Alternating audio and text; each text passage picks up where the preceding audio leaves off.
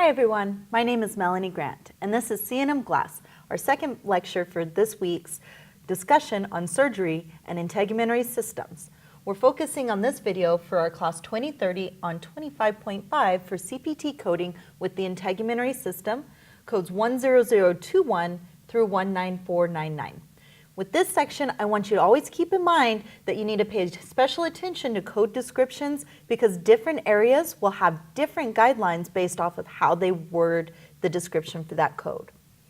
The sections within the integumentary system for coding with skin are INDs, incision and drainages, debridements, biopsies. You'll note that BX is shorthand in documentation for biopsy, excisions, repairs, skin tags, destructions, and if you can read it down at the bottom, grafts and skin transfers, as well as Mohs surgery, which is a type of skin transfer. When we're looking at these, I've given you a couple of things to keep in mind, such as excisions, where you have to think about what type of excision it is, malignant or benign, where it's located and how much is removed. Repairs, where you need to think about where it's at and what the size is. Skin tags, where they only care about the number. Destructions, which is also by the number and type. Oh, I do have what there. And then grafts, which talk about things like location, types, and size. Okay, so let's get started when we talk about this. The first thing I want to talk about when we look at the first three here, incision and drainage, debridement, and biopsies. With an IND, it's important, well, with any of your skin procedures, it's important to remember that if it's in the skin, your area should always be the skin. That's very important because if you look up, say, a biopsy of the arm, you're going to find yourself in the musculoskeletal section of your CPT coding, not under the integumentary. And likewise, if you're looking for something that is through the peritoneum and is for the genital area, you should be looking for genital areas, not the skin. So keep those in mind as you're looking at your code selections for this week. And when you look at any of these procedures, you always want to start with the type of procedure and the location being the skin, not the part of the skin that they're at. That being said, it's important to also keep in mind the difference between a biopsy versus, say, an incision and drainage or an excision. When we do an incision and drainage or an excision, the provider may actually send that material or that lesion to the pathologist for review. And so the pathology is not an indicator that this was a biopsy. The indicator is actually whether or not the entire section was removed. So it does not include the entire lesion. Now that being said, a provider may take out a lesion what they believe is to be whole, and they will code that as an excision, not as a biopsy, even if the margins from the pathology report say that there may be additional tissue. So pay attention to how the provider's wording it, and remember it's interpretation but not assumption.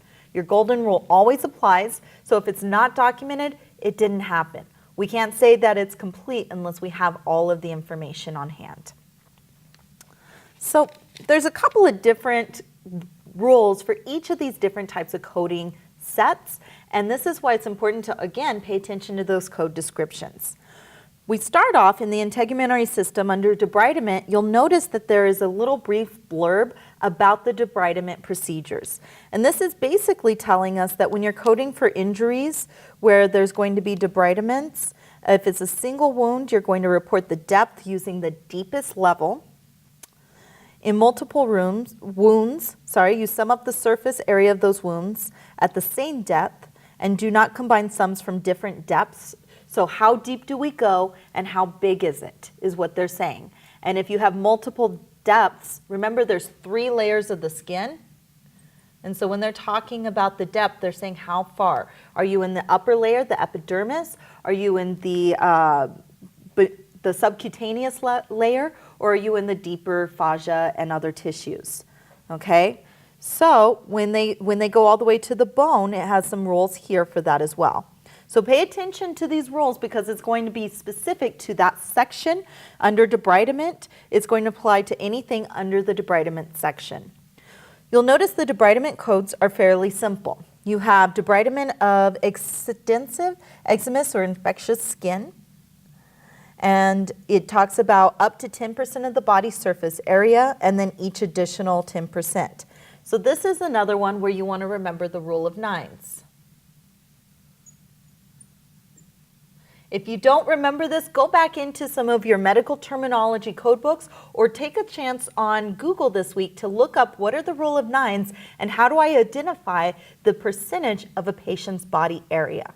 Okay, so make sure that you have this, and there's also a lot of really cool graphs that will actually show you the patient in an anatomical position where they have that rule of nines mapped out. I would highly recommend saving that to your desktop or printing it out for reference. The difference between 11000 and 11004 is debridement of the skin that is not infectious. So this one is subcutaneous, muscle, and fascia. You'll notice that it's a lot deeper, but this one is for necrotizing soft tissue infection. So it's not just eczematous or infected skin. So the first one could be for non-infection or infection, but it's just the skin, whereas this one goes deeper, including the muscle and fascia. And you'll notice the term necrosing, meaning dying tissue. Okay, everything that's below that, if you remember how to read your CPT book, you'll remember that everything up to the semicolon applies to codes that are indented below that. So 11005 and 11006 are both related to 11004, which includes the subcutaneous muscle, fascia, and necrosing soft tissue. The difference being where is it located. And in this case, the genitalia is included in the debridement. So in that case, keep that in mind to always read through that. Okay.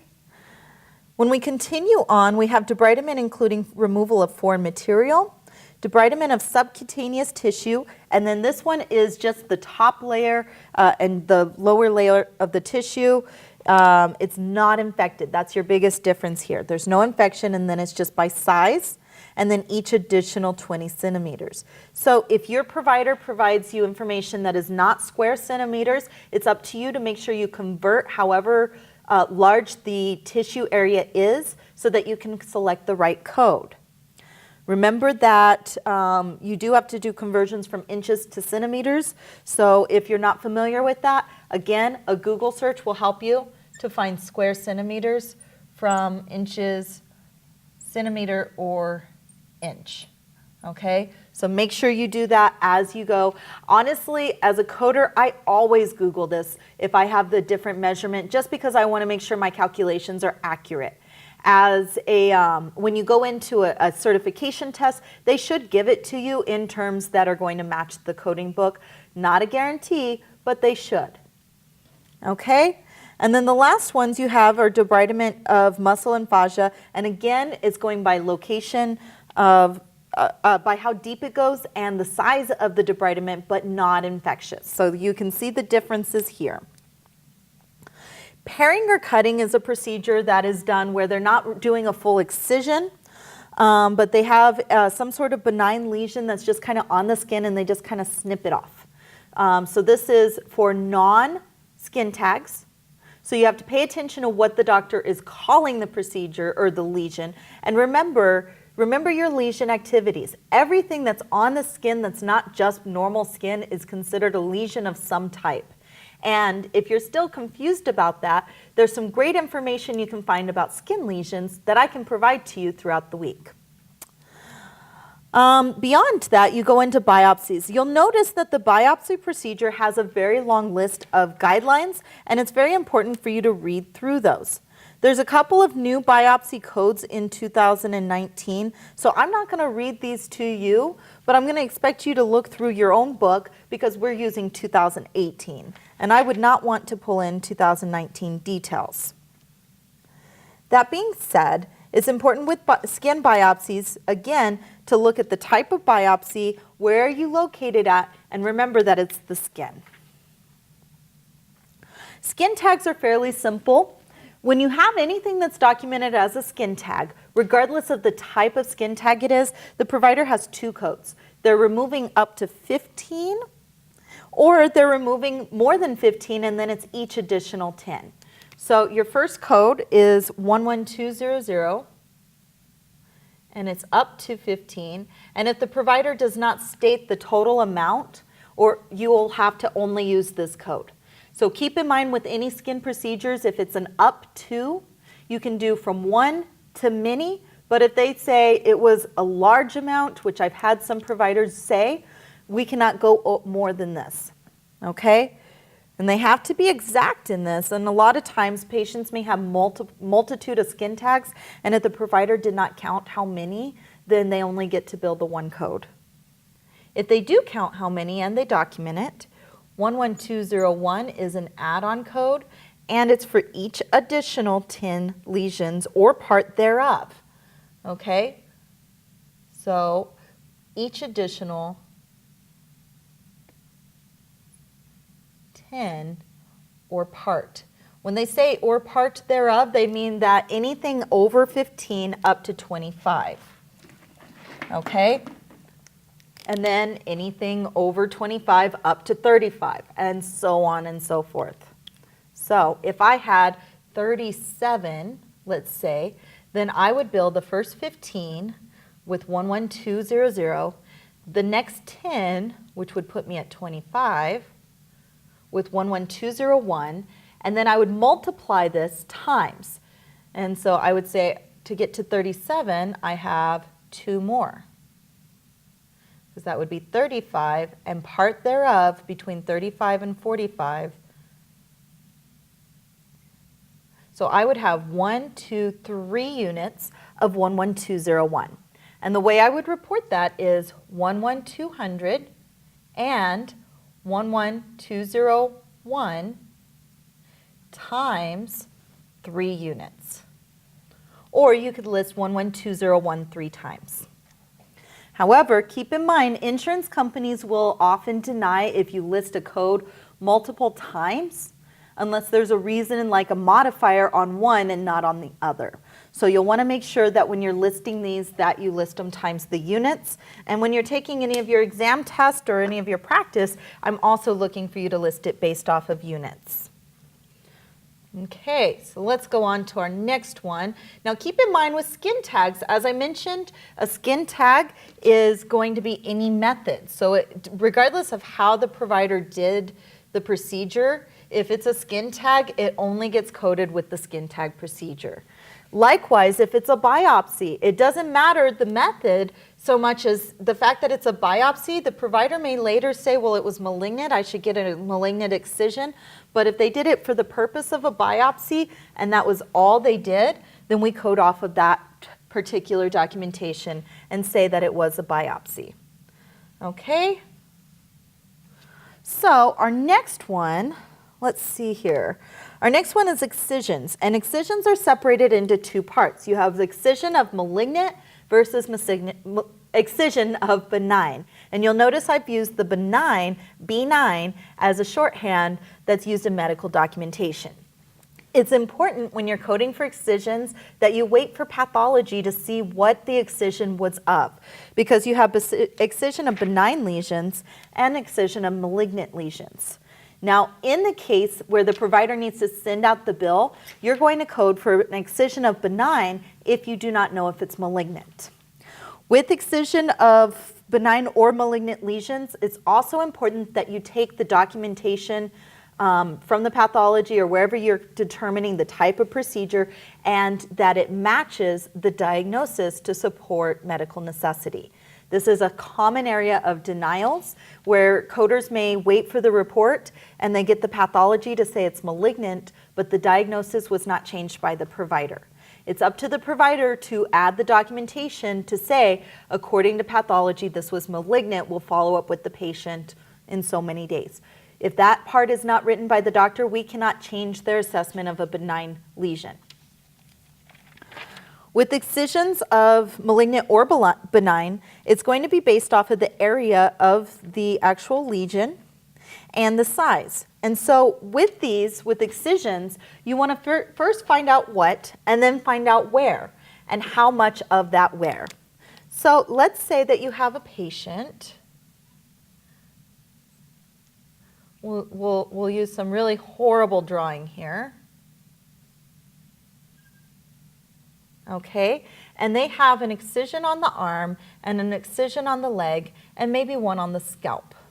And the provider has documented for each of these excisions that this is a, let's see, a 1.3 centimeter, a 0.5 centimeter, and a 1.25 centimeter. Okay?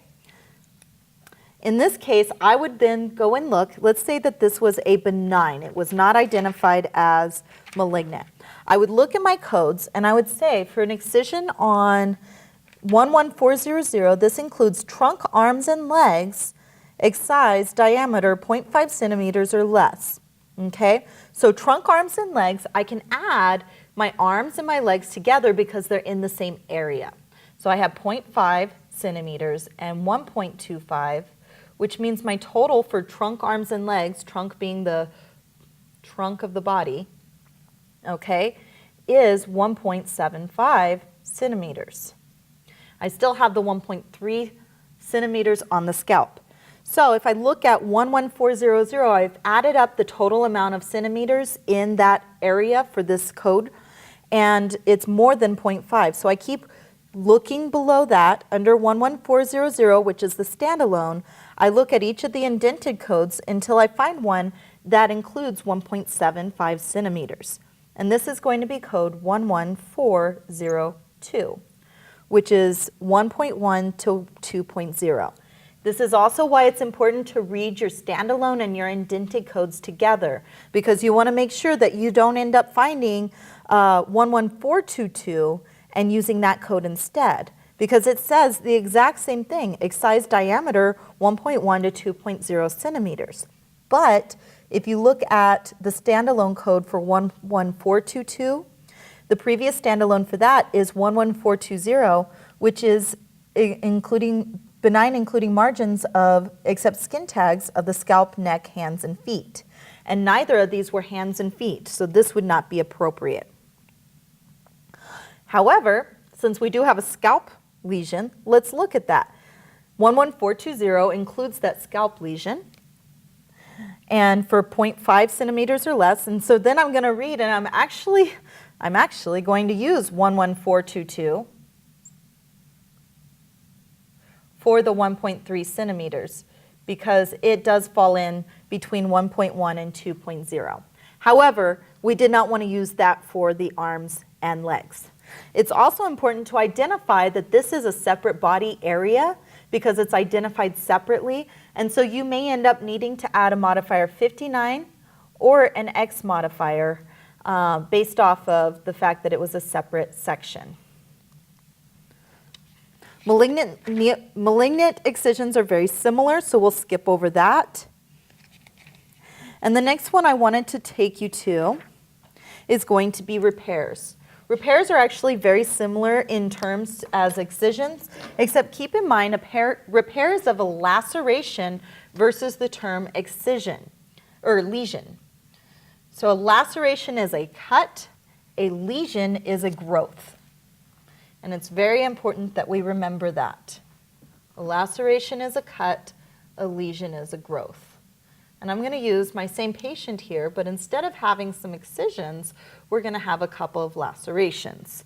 So this poor guy has come into the OR today after a car accident where he had several issues on his face.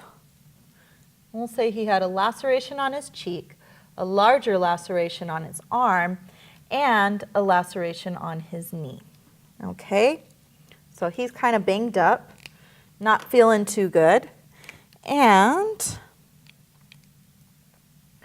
with the laceration, the important thing is to say how deep is it. So this one is superficial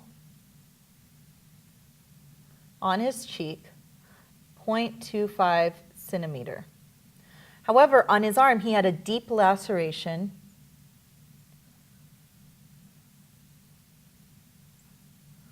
and it was repaired with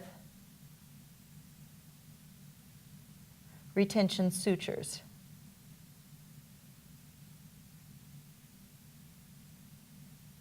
Okay, and this was 5.2 centimeters.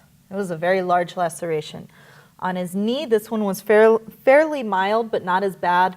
Not as bad, but still intermediate. And we'll say multiple layer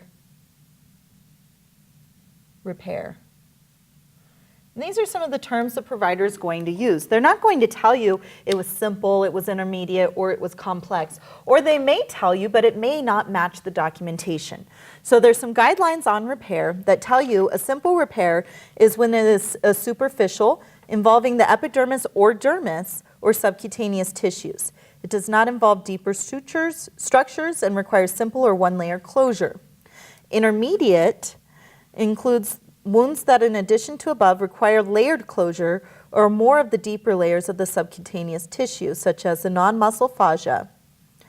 As opposed to complex, a complex repair includes wounds requiring layered closures, such as scar revision, debridement, extensive undermining stents, or retention sutures. Okay, and so it's going to be very specific terminology, and it's up to you as a coder to first determine with the repair how deep does it go based off of the coding guidelines, and then where is it located and what is the size. So for this one, we had, we'll just say that was a 3.0 centimeter on his knee.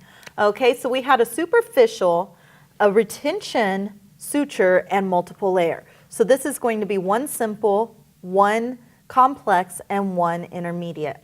Let's just add something here and say that he also had a scalp lesion that was superficial of 0.1 centimeters and another arm superficial 0.25. We'll just make it easy here. Okay, so now he has a couple more. The reason I wanted to do that is because just like with excisions, we are going to add together some of these lesions in order, or lacerations, sorry, in order to determine all of our codes. So the first thing to do is say all of the superficial and add them, determine the locations and how many centimeters. So I have one scalp, which is 0.1 centimeters. I have a cheek or facial, which is 0.25 centimeters. And superficial, I have an arm, which is 0.25. Okay? Next, for all my superficial, I'm going to look under repair simple, because I've read through the definition and the guidelines for repair and found that superficial lacerations are repaired by simple. And I'm going to look for all the areas just like I did before. The first one for 12001 is scalp, neck, axilla, external genitalia, trunk and or extremities. Okay, so I can add my scalp and my arm together. However, you'll notice the face was not part of that, and you'll find face by itself under 12011. So I'm going to need to go through these and add these together for the ones that go together and separate for the one that's separate. So for my 12001 through 12006 or 7, okay, I'm adding 0.1 centimeters and 0.25. So this is a total of 0.35 centimeters. And if I look now, I can see that 0.35 falls under the category for 12001, which is 2.5 centimeters or less. So now I've determined exactly which code that is. Okay, the next one I look at is the cheek facial. This one's by itself. So I have 0.25 centimeters on the face, and 0.25 falls under 2.5 centimeters or less, and so I'm also going to have 12011. Okay, let me make some room here on our board.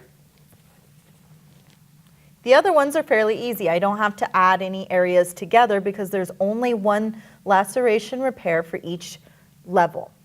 I have a deep laceration, which is complex, and I have a multiple layer laceration, which is intermediate. Under intermediate, I'm going to find the area that includes the extremities for the leg, and I'll find that under 12031, repair intermediate wound, scalp, axilla, trunk, and or extremities, excluding hands and feet.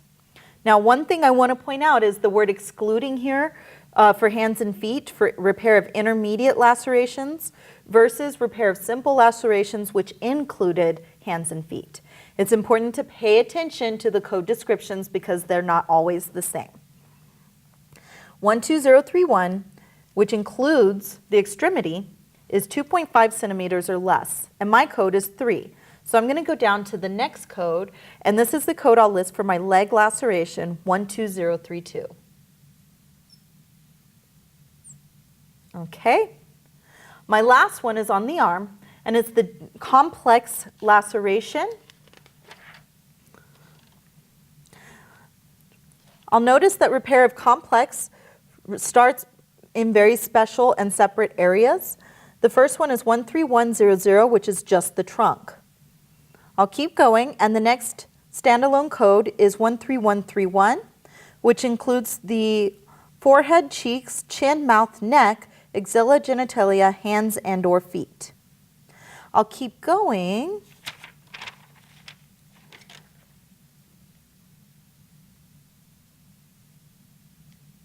Did I skip one? I did. 13120 was above that for repair complex scalp, arms, and or legs. That's where I wanted to go. And this reads 1.1 to 2.5 centimeters first. And if it's less than 1.1, it wants you to see simpler intermediate. So it does have to be large enough to be counted. This is 5.2, so I'm going to keep going. 13121 is 2.6 to 7.5. And so that's the code I'm going to use, 13121. And because this is of the same area as others, I may end up needing to add a modifier in order to identify it separately with modifier 59 or an X modifier. Okay, so that's it for repairs, destruction, and excisions. How do you feel about that? A lot of times students need to do a couple of practices before they feel very comfortable with these scenarios.